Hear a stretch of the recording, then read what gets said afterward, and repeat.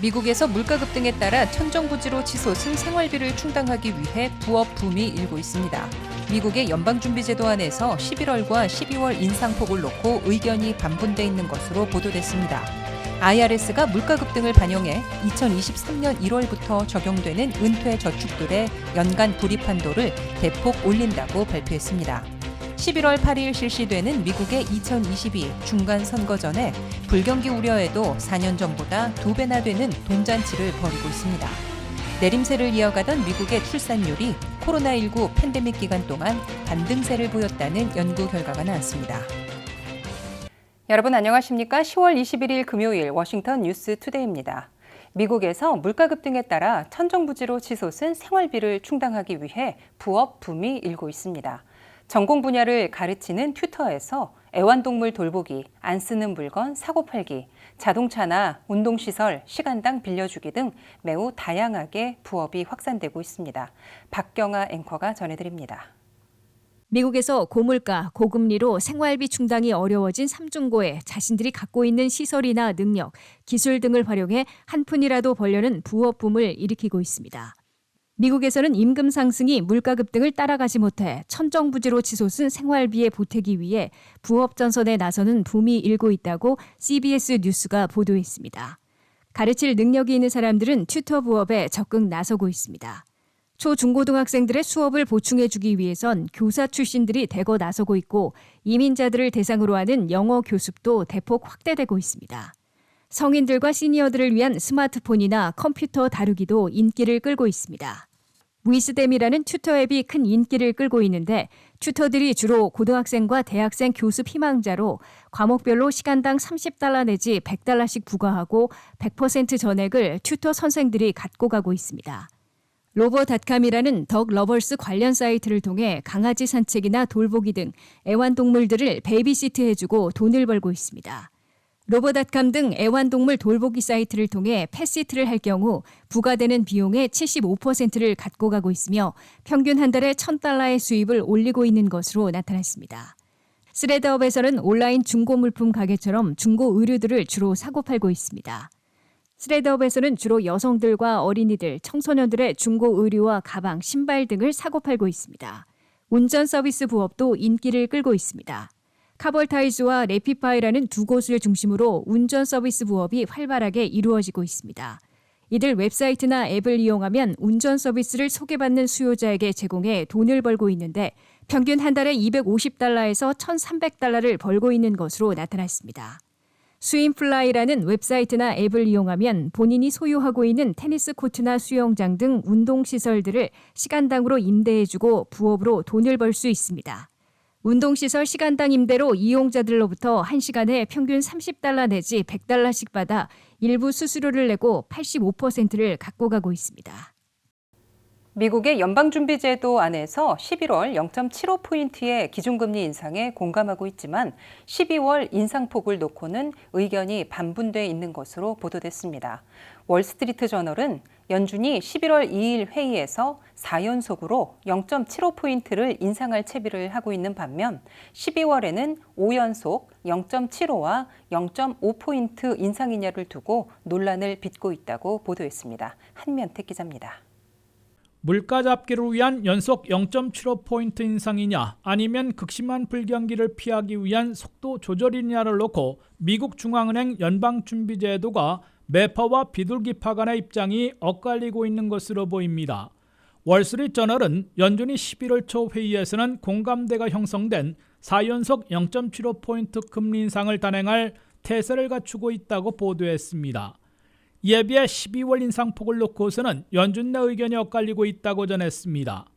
매파들은 12월에 0.5포인트로 낮춰 인상하면 물가 잡기에서 후퇴하는 것으로 비춰져 부작용을 초래할 것이라며 5연속 0.75포인트 인상을 주장하고 있습니다. 반면 비둘기파들은 과도한 금리 인상을 지속하면 불필요하게 더 깊은 경기 침체를 초래할 수 있다면서 점진적이나마 속도를 조절해야 한다고 맞서고 있습니다. 월스트리트저널에 따르면 로레타 메스터 클리블랜드 연방은행장은 11월과 12월 모두 0.75포인트씩 올리기를 선호하고 있다고 공개 언급했으며 패트릭 하커 필라델피아 연방은행장도 이번 연말 금리가 4%를 훨씬 넘게 될 것이라고 5연속 0.75포인트 인상을 지지하고 있음을 시사했습니다. 반면 라이엘 브라이너드 연준 부의장은 11월에는 0.75포인트 올리되 12월에는 상황을 보고 조절해야 한다고 언급했고, 찰스 에반스 시카고 연방은행장과 에스터 조지 캔사스시티 연방은행장도 지나친 금리 인상으로 불필요한 경기 침체를 우려하며 속도 조절 입장을 밝혔습니다.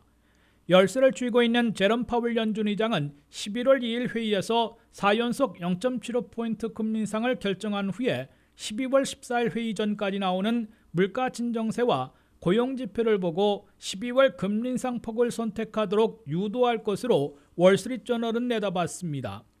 하나의 대안으로 연준이 11월 2일 0.75포인트 올린 다음에 12월에는 0.5포인트 인상으로 속도를 조절하되 2023년 내년 금리 수준 예고를 당초 4.6%에서 4.9%로 높여 내년 초에도 금리 인상을 지속할 것을 미리 예고하는 방안이 거론되고 있습니다. 매파 주장대로 5연속 0.75포인트씩 금리를 올리면 지나친 금리 인상으로 불필요하게 극심한 경기 침체에 빠지는 위험을 막고 비둘기파의 입장을 감안해 12월에 0.5포인트 인상으로 속도 조절에 나서는 모습을 취하되 물가 잡기 후퇴로 비춰져 부작용을 초래하는 것을 저지하려는 시도입니다. WKTV 뉴스 한면택입니다. IRS가 물가 급등을 반영해 2023년 1월부터 적용되는 은퇴 저축들의 연간 불입 한도를 대폭 올린다고 발표했습니다. 직장 은퇴 저축인 401K의 연간 불입 한도는 $2,000, 9.8% 올린 22,500달러까지 투자할 수 있게 됐으며, 개인 은퇴 저축인 IRA는 1인당 $6,500로 $500 올라가게 됐습니다. IRS 국세청은 물가 급등을 반영해 2023년도 과세 기준액을 올린 데 이어 은퇴 저축들의 연간 불입 한도도 대폭 올린다고 공식 발표했습니다. 직장 은퇴 저축인 401K의 연간 불입 한도는 현재 $25,000에서 내년 1월부터는 $22,500로 오릅니다. $2,000, 9.8%나 오르는 것이며 사상 최대 인상인 것으로 월스트리트저널은 평가했습니다.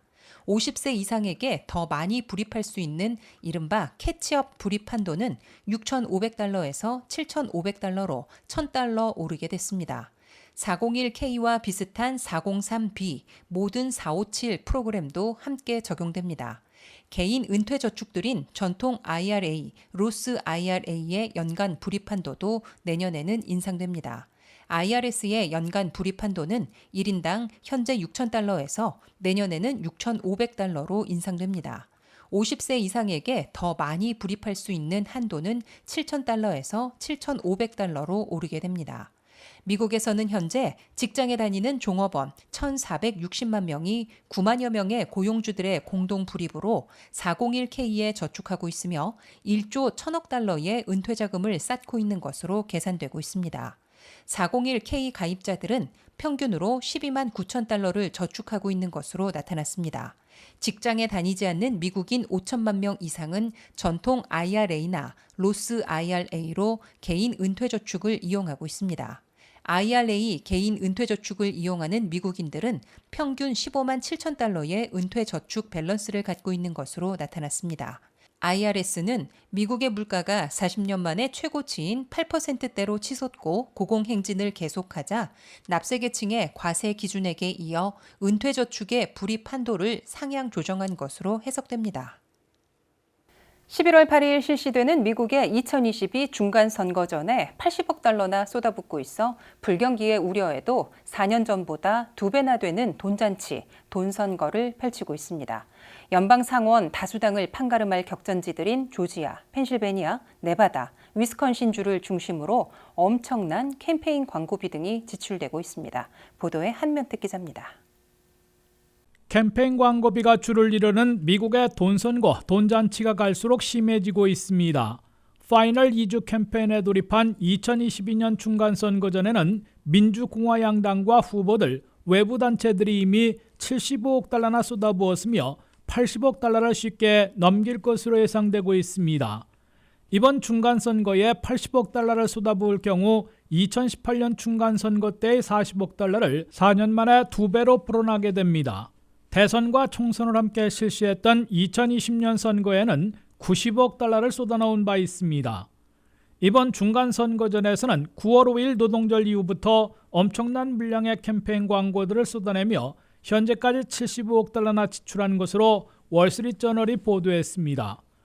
9월 5일 노동절에는 하루에 2만 번의 선거 광고가 방송되다가 10월 17일에는 6만 번으로 급증했습니다.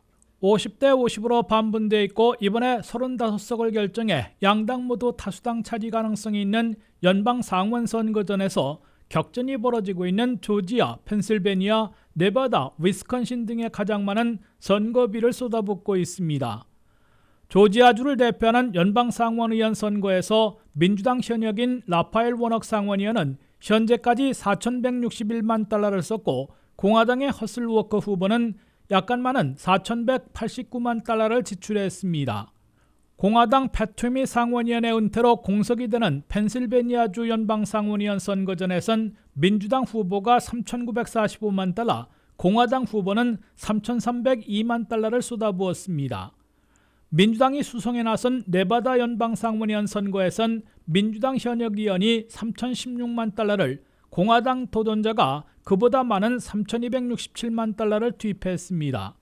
공화당이 수성에 나선 위스콘신 상원의원 선거에서는 론 존슨 현역 상원의원이 3,340만 달러를 써서 민주당 도전자의 2,617만 달러를 크게 앞섰기 때문인 듯 열세에서 선거전 막판에 전세를 뒤집은 것으로 평가받고 있습니다.